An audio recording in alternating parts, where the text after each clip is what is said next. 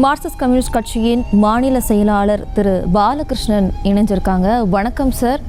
திரு விஜயகாந்த் அவர்களுக்கான தங்களுடைய இரங்கலை நீங்க பதிவு செஞ்சுக்கலாம். தேசிய முற்போக்கு திராவிட கழகத்தினுடைய நிறுவன தலைவர், தமிழக சட்டப்பேரவையினுடைய முன்னாள் எதிர்கட்சி தலைவராக இருந்த திரு விஜயகாந்த் அவர்கள் கடந்த சில மாதங்களாக உடல்நிலை பாதிக்கப்பட்டு மருத்துவ சிகிச்சை பெற்று வந்தார். கடைசியில் மருத்துவ சிகிச்சை காலை மரணமடைந்தார் என்கிற செய்தி மிகுந்த அதிர்ச்சி அளிப்பதாக இருக்கிறது. ஒரு சாதாரண குடும்ப பின்னணியில் பிறந்து தன்னுடைய கடுமையான உழைப்பால் திரையுலகத்தில் ஒரு உச்சத்தை தொட்டவர் விஜயகாந்த் அவர்கள். ஒரு சமூக நீதியை வலியுறுத்துகிற முறையில் மக்களுடைய நியாயம் நேர்மை வலியுறுத்தக்கூடிய அப்படிப்பட்ட கதாபாத்திரங்களில் நடித்து நல்ல சாதனை படைத்தார். பிறகு அரசியல் அடியெடுத்து வைத்த பிறகு தேசிய திராவிட முற்போக்கு கழகம் தேசிய திராவிட முற்போக்கு கழகம் என்கிற கட்சியை உருவாக்கி அதை தொடர்ந்து செயல்படுத்தி வந்தார். விருத்தாசலம் தொகுதியிலே தனித்து நின்று சட்டமன்ற உறுப்பினராக தேர்வு பெற்று பணியாற்றினார். பிறகு சட்டமன்றத்தில் 2011 முதல் 2016 வரை 5 ஆண்டு காலம் சட்டமன்ற எதிர்கட்சி தலைவராக பணியாற்றினார்.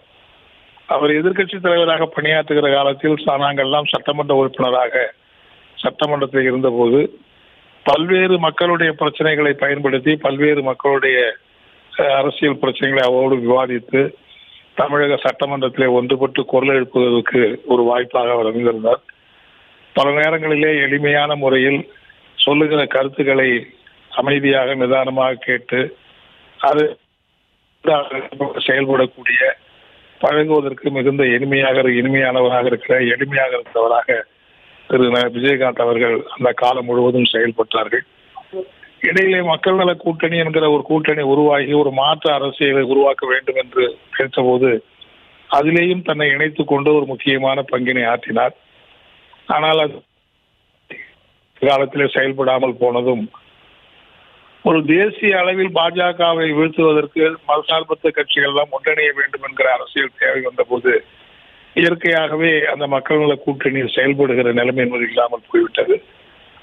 அந்த அளவுக்கு மக்களுடைய இதயங்களில் இடம்பெற்றிருக்கிற ஒரு மக்கள் மத்தியிலே நல்ல அரசியல் மாற்றத்தை வலியுறுத்துகிற தலைவராக விஜயகாந்த் அவர்கள் திகழ்ந்தார்கள்.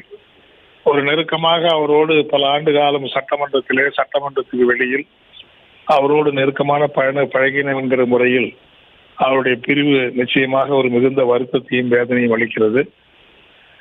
அவருடைய பிரிவு நிச்சயமாக தமிழக மக்களுக்கு ஒரு ஈடு செய்ய முடியாத இழப்பு.